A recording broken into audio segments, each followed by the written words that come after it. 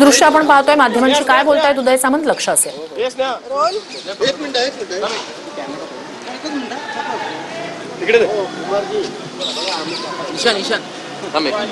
राज ठाकरे यांच्या भेटीनंतर ही भेट नेमकी कशासाठी याबद्दल उदय सामंत काही बोलतायत का याकडे लक्ष।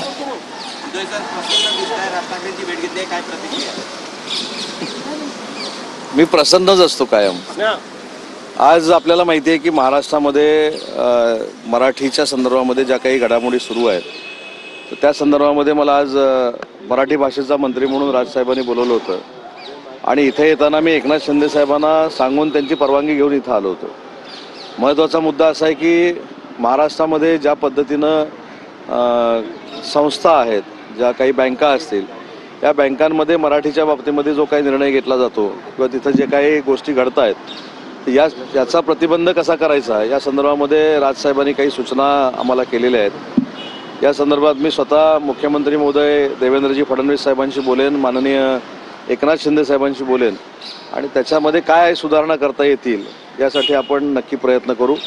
मुद्दा हाच होता की अनेक भाषा या महाराष्ट्रामध्ये बोलल्या जातात, अनेक राज्यातली लोक महाराष्ट्रामध्ये आलेली आहेत, त्यांचा आम्हाला देखील आदर आहे, त्यांना देखील आदर आहे, सगळ्या भाषांचा त्यांना आदर आहे। परंतु एक महत्त्वाची गोष्ट अशी आहे की ज्या पद्धतीनं मराठी भाषिकांवर काही ठिकाणी अन्याय केला जातोय, दादागिरी केली जाते, त्याच्यातनं काहीतरी मार्ग काढला पाहिजे आणि त्याला कायदेशीर वलय असलं पाहिजे असं राजसाहेबांचं मत आहे आणि त्या संदर्भात त्यांनी मला या ठिकाणी बोलवलं होतं। त्यांच्याबरोबर मराठी भाषेसंदर्भात जी काही चर्चा झालेली आहे ते मी मुख्यमंत्री आणि दोन्ही उपमुख्यमंत्र्यांच्या कानावर घालणार आहे। पण साहेब असा प्रश्न होतो की खळखटक ज्या प्रकारे खळखटक हे बँकेमध्ये करण्याचं ह्याला समर्थन आहे का? ते खळखटॅकवर काही चर्चा झाली नाही। चर्चा जी झाली ती आणि वस्तुस्थिती आहे की महाराष्ट्रामध्ये जी व्यक्ती राहते त्याला मराठी आलं पाहिजे, मराठीचा त्यांनी सन्मान केला पाहिजे। बाकीच्या भाषांबद्दल नक्कीच आदर आहे, त्याचा कुठेही अनादर आम्ही केलेला नाही आणि कोणी करत नाही। जे बाकीचे लोक महाराष्ट्रामध्ये राहतात, परराज्यात राहतात, त्याचा त्यांना देखील आपण सन्मान देतो, पण माझ्या भाषेचा सन्मान हा कायमस्वरूपी टिकला पाहिजे हीच भूमिका माननीय हीच भूमिका शासनाची आहे।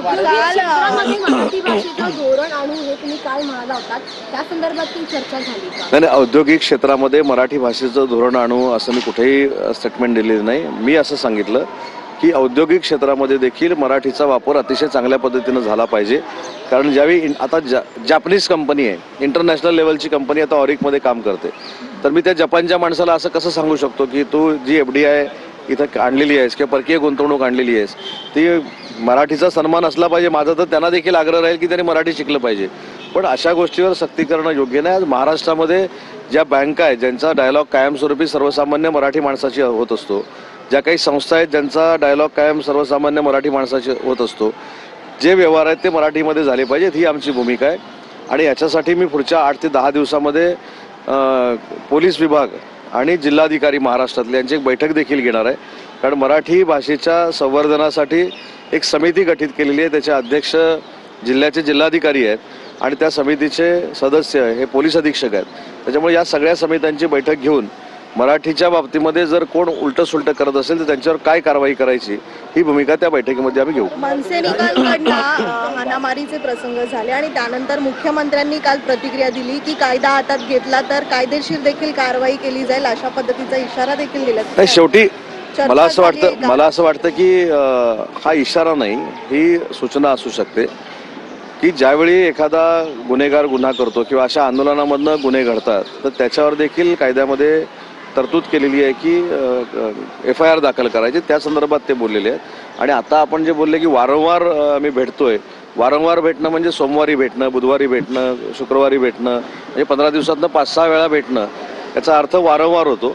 मी दुसऱ्यांदा भेटतोय आणि दुसऱ्यांदा भेटतानाही मागच्या वेळी देखील सांगितलं होतं की मराठी विश्वसंमेलनाला एका साध्या निमंत्रणावर राजसाहेब उपस्थित होते, त्यांचे आभार मानायला मी आलो होतो आणि आज मराठी भाषेच्या संदर्भामध्ये ज्या अपेक्षा त्यांच्या आहेत, जे त्यांनी भाषणामध्ये व्यक्त केलेल्या होत्या, त्याची चर्चा करण्यासाठी मला त्यांनी बोलवलं होतं आणि मी त्यांच्याकडे आलो होतो। एकीकडे ज्या बँकांमध्ये जाऊन जे मनसेचे कर्मचारी आहेत निवेदनं देत आहेत, बँकेतले कर्मचारी जे आहेत ते धास्तावलेले आहेत, त्यामुळे सुरक्षा पुरवावी अशा पद्धतीचं पत्र देखील मला आपल्या माध्यमातून एक सांगायचं आहे की घाबरण्याचं काहीच कारण नाही। शेवटी बँका देखील आपल्याला आवश्यक आहेत, ज्या परराज्यातल्या असतील, इव्हन परदेशातल्या काही बँका आहेत, त्या देखील आपल्याला आवश्यक आहेत.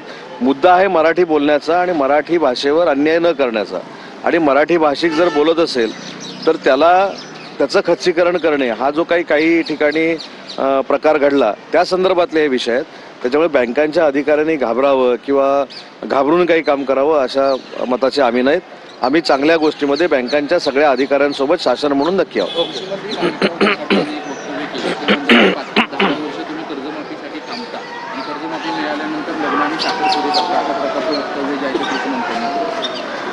कृषी मंत्र्यांनी नक्की काय वक्तव्य केलंय मी ऐकलेलं नाही, परंतु शेतकरी हा आमचा राज्य शासनाचा एक अविभाज्य घटक आहे. बळीराजाच्या जीवावर आपण सगळे 2 वेळचं जेवतो याची जाणीव आम्हाला सगळ्यांना असल्यामुळं शेतकऱ्यांचा सन्मान राखणं हे देखील महायुती सरकारचं कर्तव्य आहे. जाऊ दे, आता सकाळच्या वेळेला कामरा नको. आपण कामरा करून त्याला इतका पात्रतेपेक्षा जास्त मोठा केला आहे, तर कामरावर जी काही कारवाई करायची ती पोलीस करतील.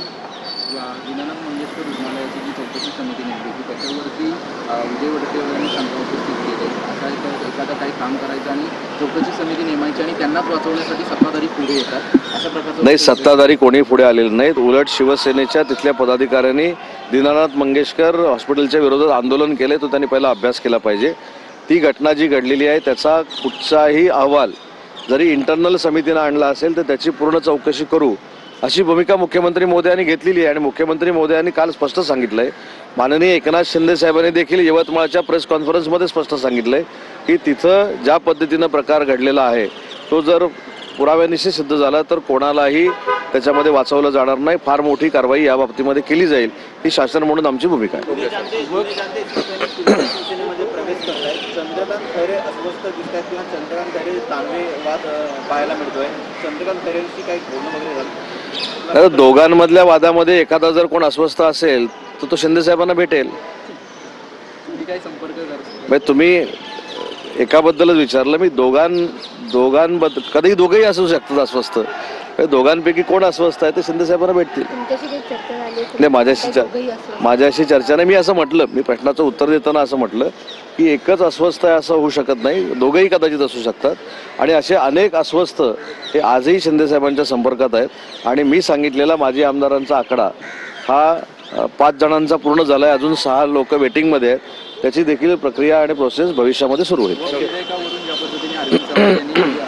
जॅकेट घातलं होतं त्यावेळेस श्रीकांत शिंदे यांनी टीका केली होती. अरे टीका करत असताना त्याला उत्तर देताना आदित्य ठाकरे म्हणतात की 22 लोकांना उत्तर देत नाही, त्यांना आमच्यात महत्व नव्हतं आणि आताही श्रीकांत शिंदेला महत्व देत नाही. मला असं वाटतं की श्रीकांत शिंदेंचं सभागृहामध्ये झालेलं, लोकसभेच्या सभागृहामध्ये झालेलं भाषण यांनी बघितलेलं नसावं.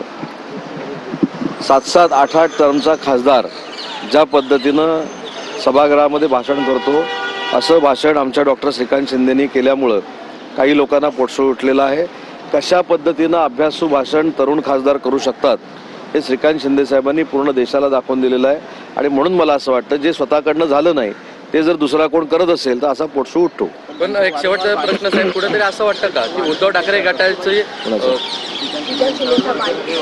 हे बघा, एखाद्यानं बालिश उल्लेख करून एखादा बालिश होत नाही. श्रीकांत शिंदे हे अतिशय परिपक्व राजकारणी आहेत.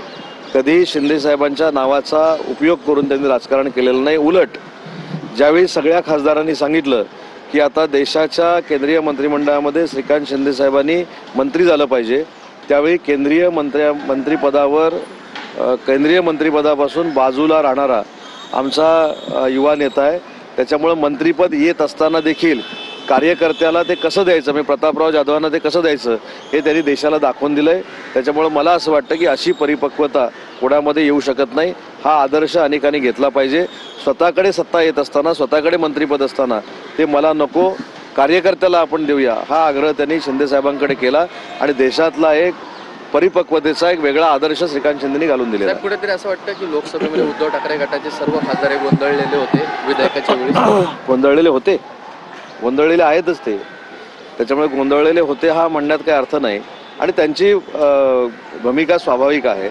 शिवसेना ही वंदनीय हिंदुहृदय सम्राट बाळासाहेब ठाकरे साहेबांच्या विचारानं सुरू झाली. आणि आता त्यांच्या मनामध्ये देखील आहे की त्यांच्या विचारांचा वारसा फक्त आणि फक्त एकनाथ शिंदे साहेब पुढे घेऊन जात आहेत. आणि ते या विधेयकाच्या निमित्तानं समोर आलं.